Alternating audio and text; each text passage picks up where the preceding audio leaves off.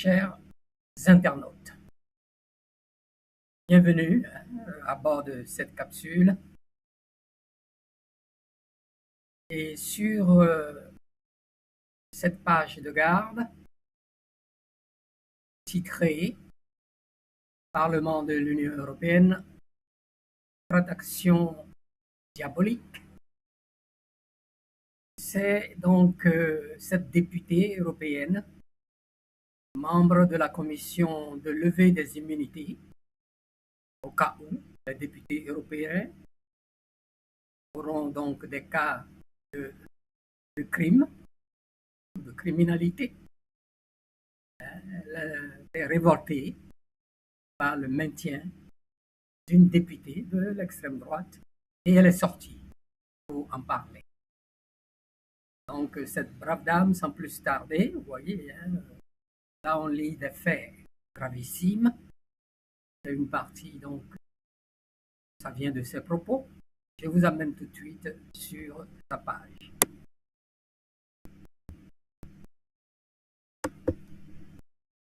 Écoutons-la. Elle est suffisamment claire. Mes chers amis, c'est un véritable scandale qui se déroule sous nos yeux au Parlement européen. Je vous le dis, la corruption a de beaux jours devant elle. Que se passe-t-il? Vous le savez, j'appartiens à la commission qui est chargée de lever les immunités des députés lorsqu'ils font l'objet de poursuites pénales. Nous venons de discuter de la levée d'immunité d'une députée italienne d'extrême gauche, Ilaria Salis, poursuivie pour avoir participé en Hongrie à 3 faits de violence susceptibles d'entraîner la mort et commis dans le cadre d'une organisation criminelle. Les faits sont gravissimes. Il s'agissait pour des groupes antifa de coordonner via le Darknet des attaques contre des personnes supposées d'extrême droite avec un mode opératoire très bien rodé. Surveillance, identification des victimes, achat des armes, préparation des itinéraires de fuite, attaque par des groupes cagoulés, par derrière, au domicile ou au travail de la victime avec des bâtons télescopiques, chronométrage de chaque opération par l'un des agresseurs chargé de déclencher les coups et de donner le signal de la fuite. Le but, vous l'avez compris, c'est d'exercer la terreur et de créer un syndrome post-traumatique suffisamment important chez la victime pour qu'elle envoie un message de dissuasion politique. Les enquêteurs ont pu mettre à jour le caractère totalement organisé de ces faits qui ont été perpétrés dans toute l'Europe, en Allemagne, en France, en Italie, en Hongrie. C'est l'international de la terreur. Au mois de février 2023, c'est à 3 de ces opérations punitives que la députée Ilaria Salis est accusée d'avoir participé. Elle a été arrêtée alors que son groupe prenait la fuite après l'une des agressions. Voici le résultat de ces agressions. Voici de quelle façon ces hommes ont été blessés. Comme par hasard, sa candidature aux élections européennes l'année suivante est intervenue à l'initiative de ses camarades de lutte qui voulaient en fait la soustraire à la justice en la faisant bénéficier de l'immunité parlementaire associée au mandat de député. Eh bien, il faut que vous sachiez que la demande de levée d'immunité de cette députée a été rejetée par l'extrême gauche, par la gauche, par les Verts et par la droite. C'est un scandale absolu. Cela signifie que l'intéressé ne sera pas jugé le temps de son mandat. Cela signifie que les victimes seront privées d'un procès et d'une indemnisation. Et tout cela, les députés qui se sont opposés à la levée d'immunité n'en ont que faire. En réalité, c'est encore une énième tractation qui s'est déroulée entre la gauche et la droite. Sachez que la droite a accepté de couvrir cet élu d'extrême gauche contre le maintien de l'immunité d'un député issu de ses rangs. Voilà ce qu'est l'Europe. Les partis du système se couvrent les uns les autres, sans considération pour les faits, n'hésitant pas à faire entrave à la justice au mépris de tous les grands principes, toutes les grandes valeurs dont cet écosystème se targue à longueur d'année. Aux patriotes, nous avons choisi de dénoncer ces scandales. Je me suis personnellement fermement opposé au refus de levée d'immunité d'Ilaria Salis en mettant mes collègues face à leurs responsabilités. Nous n'accepterons pas ces petites tractations d'apparatchiks qui violent la vérité, qui violent la justice et la confiance des électeurs en donnant des leçons à la terre entière. Alors je vous le dis, vous pouvez compter sur nous. Bien. Une deuxième fois ne nous ferait pas de mal. Mes chers amis, c'est un véritable scandale qui se déroule sous nos yeux au Parlement européen. Je vous le dis, la corruption a de beaux jours devant elle. Que se passe-t-il? Vous le savez, j'appartiens à la commission qui est chargée de lever les immunités des députés lorsqu'ils font l'objet de poursuites pénales. Nous venons de discuter de la levée d'immunité d'une députée italienne d'extrême gauche, Ilaria Salis, poursuivie pour avoir participé en Hongrie à 3 faits de violence susceptibles d'entraîner la mort et commis dans le cadre d'une organisation criminelle. Les faits sont gravissimes. Il s'agissait pour des groupes antifa de coordonner via le Darknet des attaques contre des personnes supposées d'extrême droite avec un mode opératoire très bien rodé. Surveillance, identification des victimes, achat des armes, préparation des itinéraires de fuite, attaque par des groupes cagoulés, par derrière, au domicile ou au travail de la victime avec des bâtons télescopiques, chronométrage de chaque opération par l'un des agresseurs, chargé de déclencher les coups et de donner le signal de la fuite. Le but, vous l'avez compris, c'est d'exercer la terreur et de créer un syndrome post-traumatique suffisamment important chez la victime pour qu'elle envoie un message de dissuasion politique. Les enquêteurs ont pu mettre à jour le caractère totalement organisé de ces faits qui ont été perpétrés dans toute l'Europe, en Allemagne, en France, en Italie, en Hongrie. C'est l'international de la terreur.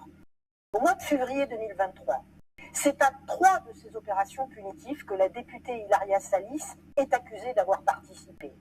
Elle a été arrêtée alors que son groupe prenait la fuite après l'une des agressions. Voici le résultat de ces agressions. Voici de quelle façon ces hommes ont été blessés. Comme par hasard, sa candidature aux élections européennes l'année suivante est intervenue à l'initiative de ses camarades de lutte qui voulaient en fait la soustraire à la justice en la faisant bénéficier de l'immunité parlementaire associée au mandat de député. Eh bien, il faut que vous sachiez que la demande de levée d'immunité de cette députée a été rejetée par l'extrême gauche, par la gauche, par les Verts et par la droite. C'est un scandale absolu. Cela signifie que l'intéressé ne sera pas jugé le temps de son mandat. Cela signifie que les victimes seront privées d'un procès et d'une indemnisation. Et tout cela, les députés qui se sont opposés à la levée d'immunité n'en ont que faire, en réalité. C'est encore une énième tractation qui s'est déroulée entre la gauche et la droite. Sachez que la droite a accepté de couvrir cet élu d'extrême gauche contre le maintien de l'immunité d'un député issu de ses rangs. Voilà ce qu'est l'Europe. Les partis du système se couvrent les uns les autres, sans considération pour les faits, n'hésitant pas à faire entrave à la justice au mépris de tous les grands principes, toutes les grandes valeurs dont cet écosystème se targue à longueur d'année. Aux patriotes, nous avons choisi de dénoncer ces scandales. Je me suis personnellement fermement opposé au refus de levée d'immunité d'Ilaria Salis en mettant mes collègues face à leurs responsabilités. Nous n'accepterons pas ces petites tractations d'apparatchiks qui violent la vérité, qui violent la justice et la confiance des électeurs en donnant des leçons à la terre entière. Alors je vous le dis, vous pouvez compter sur nous. Madame, merci beaucoup et bravo. Bravo, bravo pour votre engagement en faveur de la vérité et de la justice. Et j'ai été très attentif à votre témoignage. Et je vous dis bravo, bravo, bravo 3 fois. Bien, je retourne en page de garde. En page de garde, me voici, ici, les faits donc, qui sont reprochés à la députée européenne d'extrême gauche, Madame Pascale Pira, est de la droite, je suppose, membre de la commission chargée, en cas de besoin, de la levée de l'immunité parlementaire, lorsque le député européen est en cause, en des trucs pénaux, dans des cas de justice pénale. Et Ce qu'elle nous dit ici, vous avez bien compris, c'est la magouille, excusez-moi le terme, entre aussi bien de l'extrême droite jusqu'à l'extrême gauche, pour couvrir une députée qui fait partie de l'international de la terreur. Vous me direz, oh, ça se passe en Europe là-bas. Non, en Afrique aussi ça existe. Au Sénégal, ça existait. Au Togo, ça existe. Même la constitution togolaise ne parle pas de milice, mais il y a eu constitution depuis, ça existait depuis 2017. Mais à partir de 2006, ils se sont constitués en milice. Et jusque-là, le procureur ne s'est même pas fatigué pour dire, mais vous n'avez pas le droit ou ceci ou cela. Hein. Ils se sont constitués, ils sont à peu près 500 au Togo. Ils sont constitués en milice pour défendre l'intérêt de la République. Et ils ont les mêmes comportements. Ils sortent même avec carabines, avec des barres de fer, pour tabasser les gens, pour blesser les gens. Ils en tuent, ils jettent dans la rivière, dans la lagune de Lomé, on appelle lagune Toba. Tout ça, rien ne leur arrive. Mais il suffit que tu lèves la voix pour dire non, ça c'est injuste, on vient te chercher. L'exemple sur lequel je m'étais tombé encore hier, c'est un des militants de la jeunesse qui est entre deux, je dirais. Après l'intervention tellement ridicule de notre ministre Robert Dossé à l'Assemblée générale des Nations Unies, il n'a fait que jouer un extrait et puis a fait un sondage pour voir quels sont ceux qui se portent bien. Il a reçu, d'après ce qu'il dit lui-même, une communication comme quoi il faut qu'il vienne s'expliquer avec le ministre. Il a dit que lui, il ne va pas parce qu'il sait que quand il va là-bas, il sait ce qui va lui arriver. Bon, bref. Mais revenons à Madame Pascale Pierrat, que, ma foi, j'applaudis. Je me suis posé, après donc le visionnage, deux petites questions. En quoi cette tractation entre la gauche et la droite est diabolique? En quoi? Alors, cette décision de maintenir l'immunité parlementaire d'Hilaria Salis, ici c'est la députée, incriminée, malgré des accusations graves, est en effet vue comme un scandale par Madame, enfin, la députée Pascale Pierrat, membre de la commission de levée de l'immunité. Elle démontre que cette action est diabolique. Nous avons tous écouté par deux fois. Parce que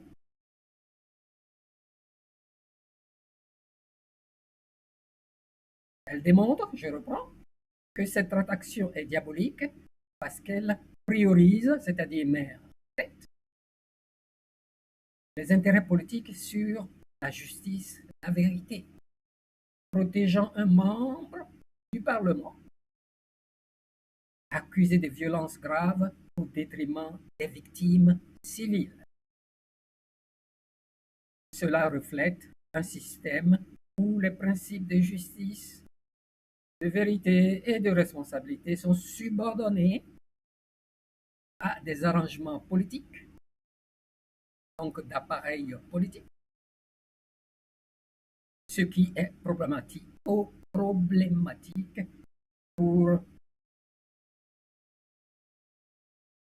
l'intégrité de l'institution européenne. Et puis une deuxième petite question. Cette tractation n'est-elle pas semblable à celle des sanctions prises contre 1. La Russie pour son opération spéciale en Ukraine et 2.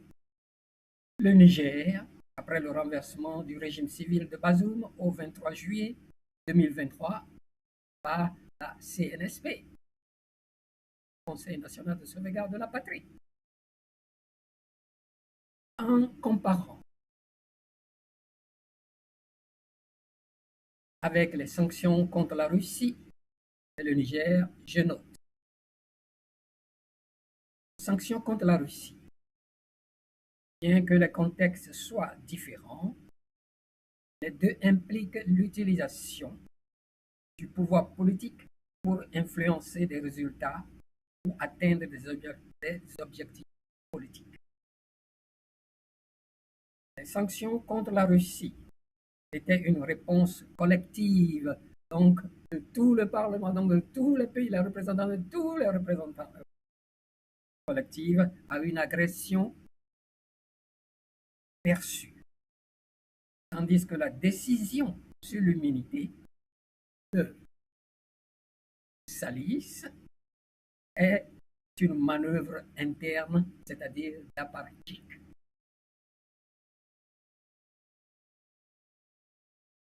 La similarité réside dans la sélectivité des principes appliqués, mais les objectifs et les échelles diffèrent. Sanctions contre le Niger.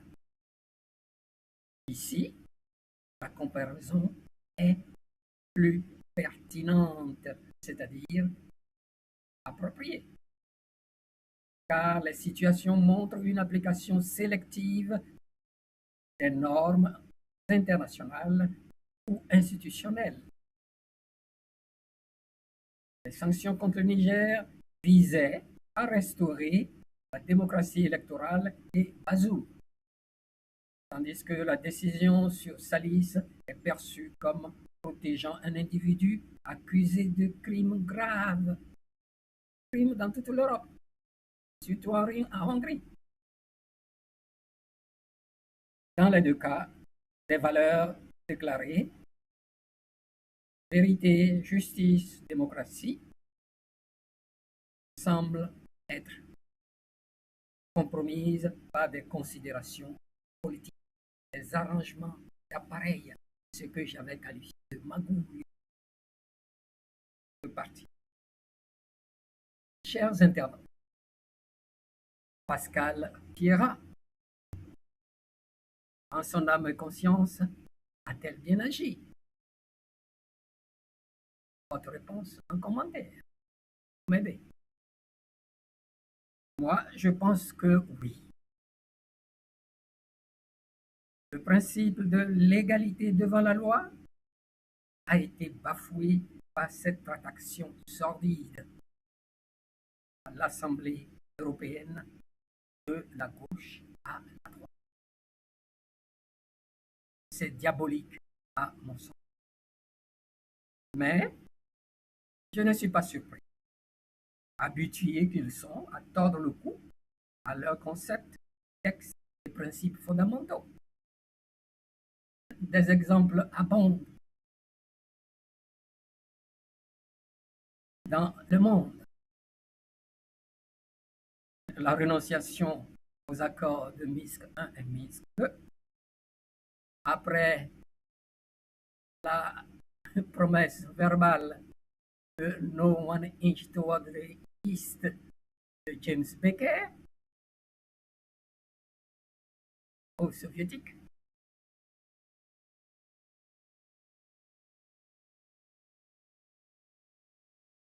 Ce qui, naturellement, a conduit, ce que vous savez, à la guerre russo-ukrainienne que nous vivons en ce moment. Le récent bombardement du Qatar par Israël, ou encore le bombardement de l'Iran par les États-Unis d'Amérique. La liste étant trop longue pour les égrener tous, chers internautes, merci de m'avoir écouté. Appuyez sur le pouce vers le haut si vous avez aimé. Si vous avez des critiques, formulez-les gentiment. sans insulte, je vous en prie. Merci de m'avoir écouté jusque-là et je redis à Madame Pascale Pira, bravo. Vous êtes, ma foi, l'exemple patent encore de gens honnêtes, conséquents. Heureusement pour nous, hein. Heureusement pour nous. Il y en a comme vous, partout dans le monde, pour nous permettre d'avoir confiance et de continuer à lutter. Parce que le double langage, la nature ambivalente des concepts et des textes définis par ce qui gouverne ce monde continue par nous poser des problèmes. Et à nous de réfléchir, savoir quand, comment résister à cela. Je vous dis merci.